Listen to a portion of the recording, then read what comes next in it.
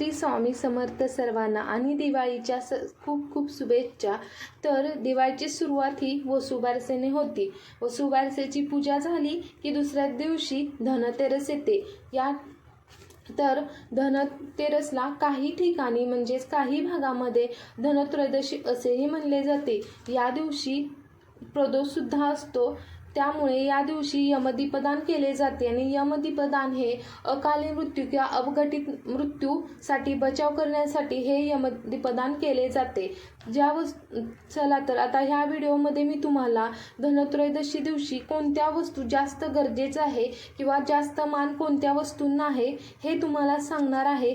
तर मी धनश्री माझ्या यूट्यूब चॅनलमध्ये मी तुम्हा सर्वांचं स्वागत करते आणि माझ्या चॅनलवर जर नवीन असाल आणि चॅनलला सबस्क्राईब केलं नसेल तर चॅनलला नक्की सबस्क्राईब करा।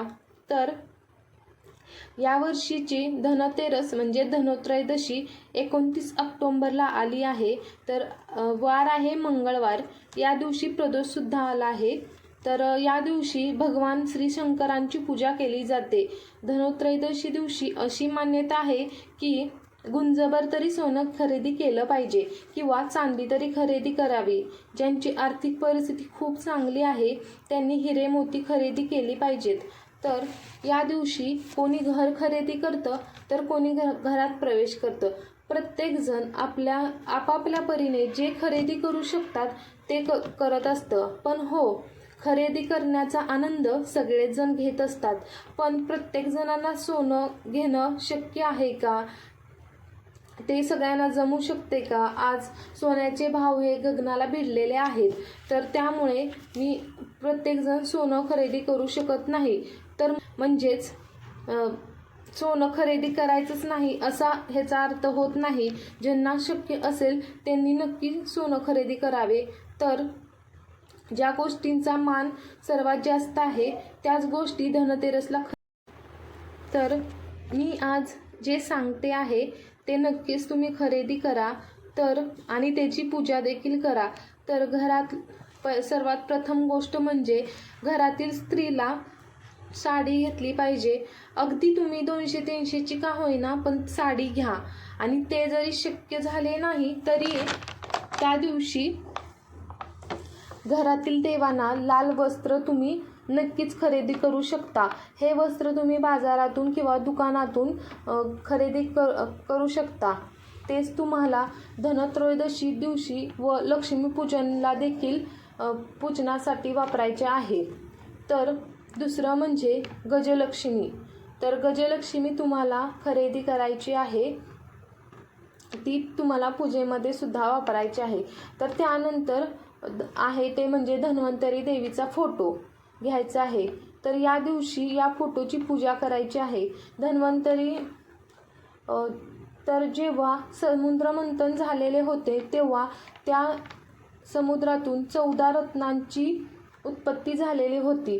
त्यामध्ये धन्वंतरी देव सुद्धा प्रकट झालेले होते। तर खरं सांगू का, पैसा, सोने, चांदी खरेदी करण्यापेक्षा आपलं शरीर हे खूप मौल्यवान आहे आणि आपली जर शरीर चांगलं असेल तर माणूस काहीही विकत घेऊ शकतो किंवा काहीही करू शकतो। तर धन्वंतरी म्हणजे धन्वंतरींना आरोग्य देवताचे प्रतीक मानले जाते। तर त्याचबरोबर तुम्ही धनतेरस दिवशी मातीची लक्ष्मी मूर्ती आणायची आहे। तर तुम्ही छोटी घ्या किंवा मोठी घ्या पण मूर्ती घ्यायचीच आहे। तर तुम्ही असं म्हणाल की आमच्याकडे चांदीची मूर्ती आहे, पण या दिवशी म्हणजे धनतेरस दिवशी तर मातीच्या मूर्तीचा खूप मोठा मान आहे। तर मूर्ती घेत असताना ती मूर्ती उभी घ्यायची नाही, तर ती मूर्ती बसलेली घ्यायची आहे। म्हणजे ती कमळात बसलेली असू द्या किंवा मग हातामध्ये कलश घेऊन पैसे प्रवाहित करताना असू देत, तर अशी असलेली मूर्ती आपल्याला विकत घ्यायची आहे। तर यानंतर या दिवशी म्हणजे आपण खरेदी करायचं आहे ते म्हणजे धने।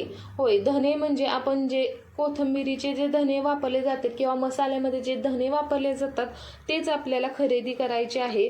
तर जरी आपल्या घरामध्ये खूप धने जरी शिल्लक असतील तरी देखील दुकानात जाऊन एक 10 रुपयाचे का होईना पण आपल्याला धने खरेदी करायचे आहेत आणि आणि कोणी त्या दिवशी जर आपल्याकडे धने मागायला आले तर आपण त्यांना धने द्यायचे नाहीत.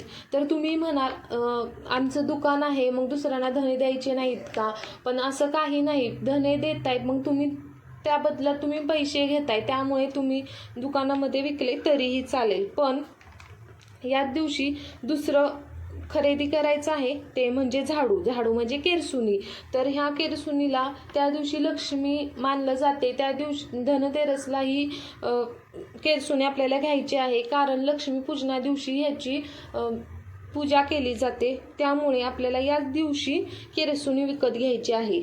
तर या दिवशी दुसरी गोष्ट म्हणजे आपल्याला मीठ घ्यायचं आहे. तर होय, आपल्याला त्याच दिवशी धनतेरस दिवशी मीठ दुकानातून विकत घ्यायचं आहे. तर आता पाचवी गोष्ट म्हणजे धनतेरस दिवशी आपल्याला सुगड्या खरेदी करायच्या आहेत. सुगड्या म्हणजे आपण ज्या संक्रांतीला वापरतो त्यालाच सुगड्या असे म्हणतात. तर आपण ती वस्तू खरेदी करायची आहेत. त्याच्यामधील त्या सुगड्यामध्ये आपण धान्य ठेवून त्याची पूजा करायची आहे त्या दिवशी. तर लक्ष्मी मूर्ती, केरसुणी, धने याच दिवशी खरेदी करायचे आहे. तर धनतेरसच्या दिवशी सप्तधान्यांची पूजा केली जाते.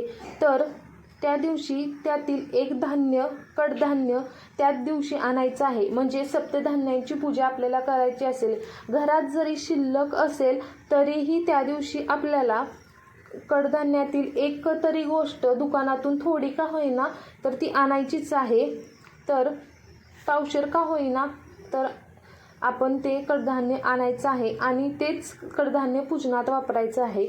तर जे धने आपण पूजनामध्ये वापरणार आहे तेच धने आपल्याला त्याच्या दुसऱ्या दिवशी पूजन झाल्यानंतर आपल्या शेतामध्ये टाकायचे आहे आणि ते शेतातील आलेली कोथिंबीर आहे ती आपणच वापरायची आहे. ती कोथिंबीर दुसऱ्या कोणालाही द्यायची नाही, कारण आपलेच धन आपणच खायचे असते, कोणालाही द्यायचे नसते. त्यामुळे कोणालाही ते धन द्यायचं नाही. तर अजून एक गोष्ट म्हणजे देवासाठी आपण जो रोज दिवा लावतो ना तो शुद्ध गाईच्या तुपाचा दिवा लावला पाहिजे. तर गाईच्या तुपाचा दिवा दररोज देवापुढे लावायचे आहे, कारण लक्ष्मी मातेला गाईचं तूप खूप प्रिय आहे. तर गाईचं तूप म्हणजे पिवळ्या कलरचं असतं. पिवळ्या कलरचं म्हणजे सोनं जे आहे त्याचं प्रतीक मानलं जातं. त्यामुळं गाईच्या तुपाचा दिवा आपल्याला दररोज देवापुढे लावायचा आहे. तर लक्षात ठेवा, मी ही सर्व माहिती तुम्हाला सांगितलेलं आहे. तर धनतेरस दिवशी कोणत्या गोष्टी आपल्याला घरात आणायच्या आहेत किंवा कोणत्या गोष्टी कोणाला द्यायच्या नाहीत हे सर्व मी या व्हिडिओमध्ये सांगितलेलं आहे. हे सर्व तुम्हाला नक्की लक्षात आलंच असेल. तर व्हिडिओ आवडला असेल तर चॅनेलला लाईक करा, जास्तीत जास्त शेअर करा आणि आवडला असेल तर सबस्क्राईब करा, म्हणजे तुम्हाला इथून पुढचे व्हिडिओही नक्की पाहायला भेटतील. तर